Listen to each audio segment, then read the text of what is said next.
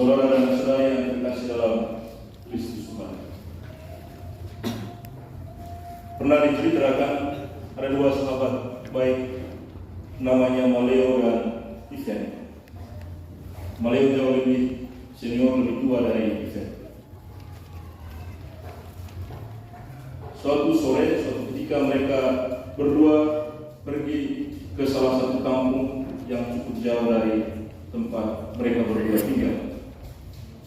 Dan dalam perjalanan menuju kampung tersebut, mereka dua harus melewati sebuah hutan belantara.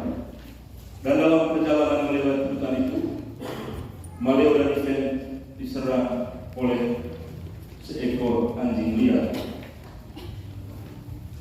Karena Maleo lebih tua dan sulit untuk berlari, dan Ivan lari cukup cepat dan masih pada keringat, Ivan memilih untuk naik ke atas pohon, dan Ivan selamat dan aman.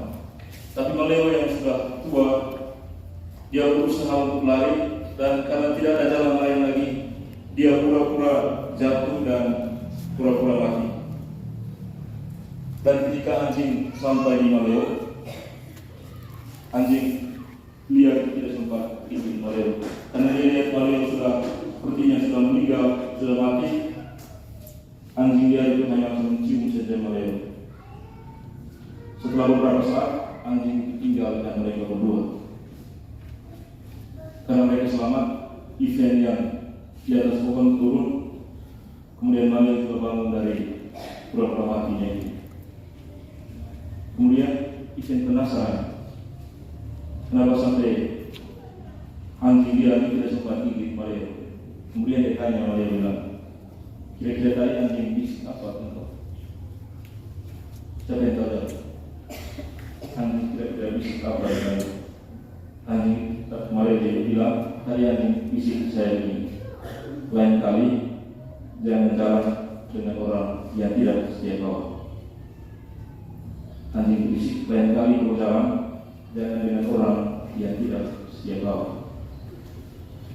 Saudara dan saudari yang terkasih, salah satu kata kunci dalam banyak perayaan pernikahan selain kasih yang mendasari semuanya, kesetiaan adalah salah satu kata kunci yang penting dalam dan ketika merayakan perayaan pernikahan seperti ini. Janji pernikahan itu akan awet, janji pernikahan akan bertahan lama, akan berkualitas dan berguna jika kita mampu merawat janji nikah itu dengan setia. Dan kesetiaan itu adalah kata kerja, proses yang tak pernah berakhir, proses yang tak pernah berujung. Kitab suci mengingatkan kita dalam bacaan Injil hari ini, barang siapa setia dalam perkara kecil, ia akan setia dalam perkara besar. Dan barang siapa tidak benar dalam perkara kecil, ia tidak benar juga dalam perkara besar. Setia dalam perkara kecil sesungguhnya berarti bahwa kita mampu setia dengan diri sendiri, setia dengan komitmen pribadi kita, janji, niat, rencana, harapan, dan lain-lain. Kalau kita mampu setia dengan janji pribadi kita, baru kita bisa mampu setia dengan komitmen bersama sebagai suami dan istri misalnya. Sekarang di musim politik, kalau ada calon yang tidak setia dengan dirinya, jangan yakin, jangan percaya kalau dia bisa setia dengan janji bersama dengan pasangan misalnya. Dalam perayaan nikah seperti ini, kalau belum mampu setia dengan diri sendiri, belum mampu setia dengan komitmen dan janji, niat, harapan diri sendiri, jangan coba-coba untuk membangun janji bersama dengan pasangan atau orang lain. Setia dulu dengan diri sendiri, baru mampu dan bisa setia dengan janji bersama dengan pasangan. Harus setia dulu dengan diri sendiri. Kalau belum mampu, jangan memilih untuk membangun janji dan setia bersama dengan pasangan. Itu arti dari setia dalam perkara kecil. Yang pertama, setia dengan diri sendiri. Yang kedua, setia dengan perkara kecil artinya kita rela untuk melepaskan segala ego pribadi kita demi orang yang kita pilih untuk bersama-sama mengikrar janji di hadapan Tuhan. Demi komitmen bersama, kita mesti melepaskan ego pribadi kita. Kita hobinya apa?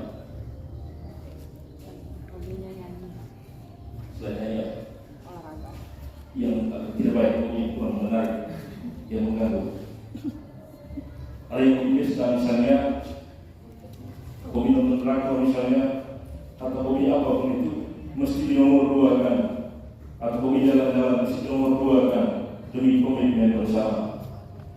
Setia dan perkara kecil, kerelaan melepaskan ego-ego pribadi itu. Itu yang pertama, pesan kalian semua yang ada di sini.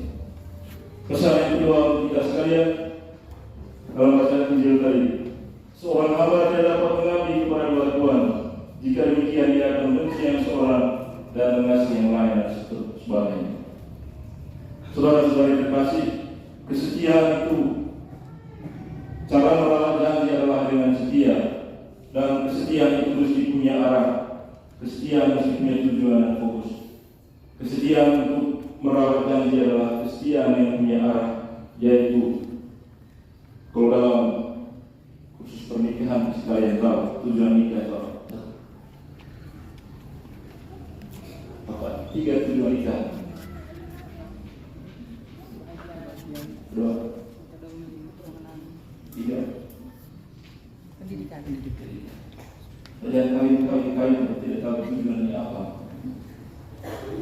Tujuan perkawinan kesejahteraan suami istri, bahagia suami istri adalah ke arah pada kelahiran anak, dan yang ketiga pendidikan anak. Kesetiaan mesti punya tujuan, punya arah pada tujuan pernikahan itu. Jangan mengabdi kepada dua tuan dalam arti kesetiaan itu, mungkin dalam arti yang sederhana atau dalam bahasa yang sangat sederhana. Jangan jalan tangga. Kita bisa jalan tangga, bisa sebenarnya. Hanya susah untuk sampai tujuan. Bisa jalan tangga, cepat jatuh. Kalau kita jalan tangga, kaki sudah ditarik, jatuh. Kaki sudah ditarik, jatuh. Kita jalan tangga dari sini sampai depan bisa. Hanya lama sampai tempat tujuan. Gampang jatuh. Jangan mengabdi pada dua artinya, jangan jalan tangga. Kalau nikah, hidup berkeluarga, hidup sebagai biarawan langsung saya juga. Kita diajar jangan jalan tangga. Jalan tangga kita akan gampang jatuh. Kita susah sampai pada tujuan yang kita impikan bersama. Pesan yang ketiga untuk kita sekalian, mengasihi selalu berarti mengampuni. Bahwa saksi tidak, kalau memang tidak tiap hari, pas dalam 1 minggu sering sudah kelayan. Ada umur, mungkin tidak ada fisik, setelah tidak ada umur. Dan kenapa masih bertahan? Karena ada pengampunan antara kedua. Kasih tanpa pengampunan itu omong kosong saja. Karena itu kita belajar dari Yesus, kasih bisa bertahan sampai sekarang. Kasih bisa bertahan, pernikahan apapun itu yang melandaskan kasih bisa bertahan hanya karena ada pengampunan. Nanti kamu diberikan salib oleh orang tua, jadikan salib itu sebagai contoh bagaimana pengampunan itu yang melandasi kasih. Pengampunan dari Tuhan ketika disalibkan. Bapa, ampunilah mereka sebab mereka tidak tahu apa yang mereka perbuat. Nasihat yang keempat, jadilah keluarga tanpa kekerasan. Dan sampai sekarang kayaknya lebih banyak istri yang pukul suami kelihatannya. Keluarga tanpa kekerasan, entah itu fisik atau kekerasan verbal. Jadilah keluarga Katolik yang keluarga tanpa kekerasan. Pesan yang terakhir, karena kalian nikah di bulan Oktober, nikah di bulan Rosario, jadikanlah doa Rosario itu seperti Yohanes Paulus II katakan, doa Rosario itu adalah doa keluarga Katolik. Jadikan doa Rosario menjadi doa bersama, doa keluarga kita. Kalau kalian berdoa, saya punya sedikit doa. Masing-masing. Mungkin mulai sebentar. Kalau doa sama-sama dan usahakan salah satu dari kalian bisa pimpin. Kalau kita mampu doa bersama di rumah, kita mampu juga akan bisa datang misa bersama. Kalau doa bersama di rumah, bisa datang misa bersama juga. Itu pesan yang terakhir. Dan saya tutup renungan ini dengan satu cerita ini. Kalian yang sudah dengar cerita ini. Suatu ketika Mahatma Gandhi pernah didatangi oleh cewek cantik sekali. Cewek cantik datang dan dia bilang, Mahatma Gandhi, saya sangat suka dengan kau, saya sayang sekali dengan kau, saya sangat mencintai engkau. Mahatma Gandhi bilang, dia kaget, dia bilang, kenapa sampai ada orang perempuan masih cantik, muda datang dan engkau perasa di depan dia. Setelah lama lihat perempuan itu dalam posisi berdiri, Mahatma Gandhi bilang, adik, dia bilang, saya tidak layak engkau yang sangat cantik dan baik ini. Saya tidak layak, saya tidak ganteng, saya tidak punya apa-apa untuk engkau yang sangat cantik ini.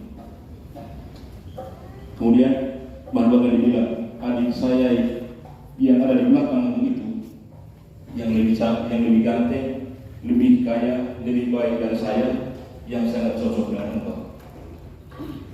Perempuan itu balik muka dan ternyata tidak ada orang.